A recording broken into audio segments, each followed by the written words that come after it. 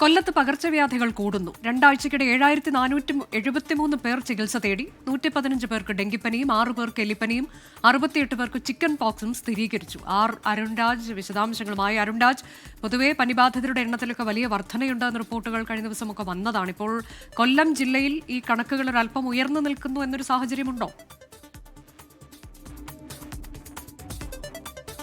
അനുജ, കഴിഞ്ഞ രണ്ടാഴ്ചത്തെ കണക്കുകൾ പുറത്തു വരുമ്പോഴാണ് കൊല്ലം ജില്ലയിൽ പകർച്ചവ്യാധി കേസുകളുടെ എണ്ണത്തിൽ വ്യാപകമായ തോതിൽ വർധനവുണ്ടായിട്ടുള്ളത്. കഴിഞ്ഞ രണ്ടാഴ്ചക്കിടയിൽ പകർച്ചവ്യാധികൾ പിടിപെട്ട കൊല്ലത്തെ സർക്കാർ ആശുപത്രികളിൽ മാത്രം ചികിത്സ തേടിയത് 7473 പേരാണെന്നാണ് ഈ കണക്കുകൾ സൂചിപ്പിക്കുന്നത്. സ്വകാര്യ ആശുപത്രികളുടെ കൂടി കണക്കുകൾ പുറത്തു വരുമ്പോൾ ഇതിന്റെ തോത് വർദ്ധിക്കും എന്നുള്ളതാണ് നിലവിൽ ആരോഗ്യവകുപ്പ് കണക്ക് കൂട്ടുന്നത്.